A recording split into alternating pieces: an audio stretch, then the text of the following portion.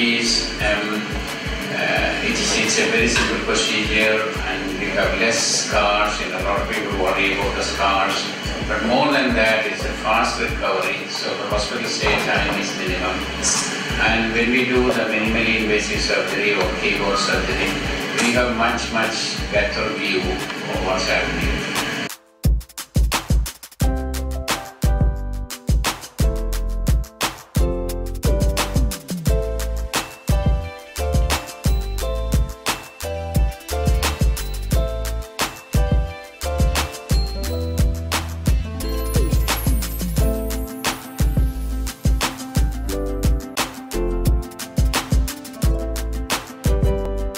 We all believe in not only getting a good medical science treatment, but we also believe in taking care of our body post-surgery, because of which the conventional surgeries of open cases have now been replaced with keyhole surgeries. And for that, we have our expert today, Dr. Nikita Rehan, who will brief you on what has happened in the past few days and what wonderful thing was done and how the patient is recovering.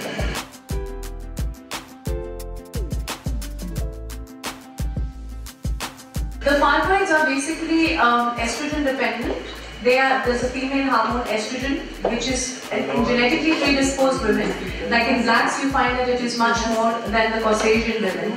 So, and when they don't get married on time and they don't have their babies on time, then if they remain unmarried for quite some time, then these fibroids keep on happening. They keep on increasing. And multiple fibroids is another. We have another record. We've removed 300 fibroids from one patient in India again. So that was from Egypt. This lady had come to me in India, and that time I removed 300 fibroids from this one lady.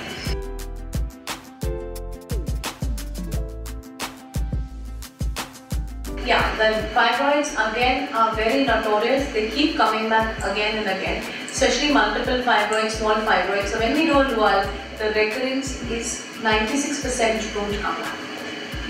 There is a very high chance that it will not come back ever again, because we are blocking the blood supply to the main arteries of the fibroid, not of the uterus. So the excessive blood supply which goes to the fibroids is cut off, but the uterus continues to get its blood supply, and that is why when this girl gets pregnant, she will not have a problem. And there are other methods which have come, which have gained popularity by UAE, uterine artery embolization, and high intensity frequent focused ultrasound. These were non-invasive methods which had come, but again they are very sort of in the initial phases. And uterine artery embolization, once it is done, you cannot have babies in the future, because that is only done once the family is complete.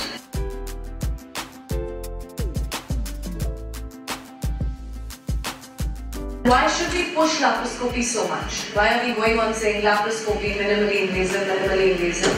And we take great pride in being one of the pioneering institutes in minimally invasive in all branches of medicine, not only in gynecology, in general surgery, in neurology, in every branch, because of the advantages it offers to the patient.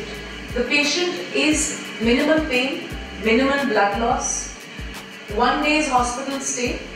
So minimal hospital stay, and especially in gynecology where women are the key people in the house, they make a home a family. These people need to get back to their day-to-day activities really fast. So they can actually go back to everything within 2 to 3 days. They can join back work maximum within a week, even if they're sort of wanting to take it easy, a week.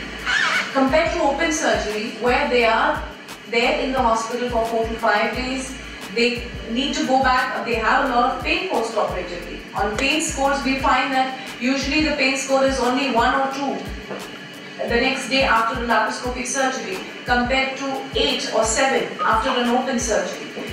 Blood loss, we rarely need to give a blood transfusion, and you'll be surprised in a 3 kg fibroid which is removed, there's no blood transfusion which is taken, which is unimaginable after an open surgery. Because to open the abdomen only would take approximately 400 to 500 blood loss is there, ml of blood loss is there.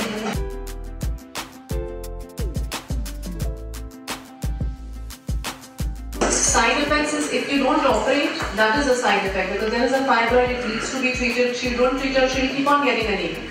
She'll keep on having problems. Infertility will be an issue. So it needs to be treated. The only other method of treating it is the open surgery. But open surgery has so many side effects that it's much better to do it laparoscopically. The only thing is the surgeon has to be trained. If it's done by an untrained person, then it's like saying that what is the advantage of going from point A to point B? Would you travel 28 hours by a car, or would you go take a 1 hour flight? Yeah, the pilot has to be trained, sure. If the pilot is not trained, then you're dead. That is the only difference.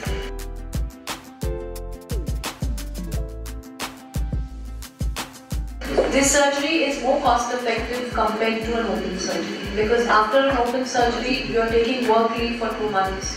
You're not, other things are there. There's so many other things which contribute to add to the hospital bill is there for 5-7 days. Whereas this, you're going home the next day. So, and you can get back to work. It depends on your own pain threshold. If somebody had pinch, they will jump up. If another person had pinch, they will say, nothing, I didn't feel anything. So the usual pain threshold is there that people usually join between 3 and 4 days. They can join back work within 3 and 4 days. For somebody who has a pain threshold is different, they may take 2 weeks. But I have not seen anybody who's needed more than 2 weeks to join back work.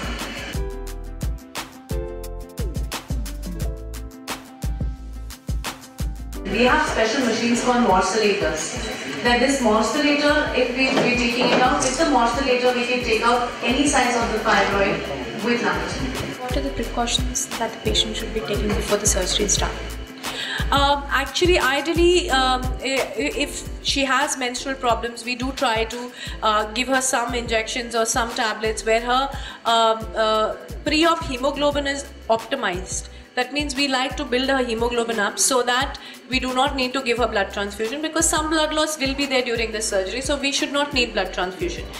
Ideally, we don't want to do such big sizes. Why? Because patients should be aware, they should be able to diagnose it earlier. I mean, when you feel a lump in your abdomen, you should be able to go to the doctor and let it not become so bad or so big that it becomes a challenge for the doctor.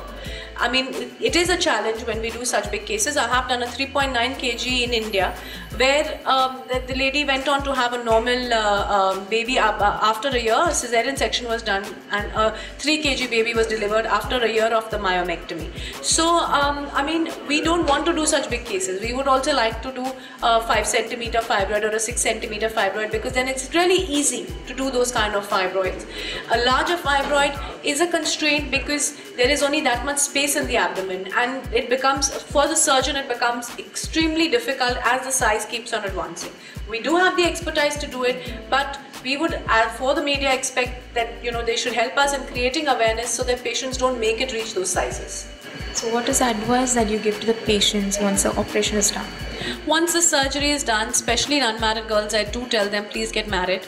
Please have your, now that you are corrected, you are ready to have a baby, all your problems are over, so have your baby now. I mean, after 2 months, not immediately after the surgery, we advise them to have a baby after 2 months, get pregnant after 2 months of the surgery. For 2 months, we advise them not to get pregnant, so that much healing, the stitches on the uterus should heal in that much time.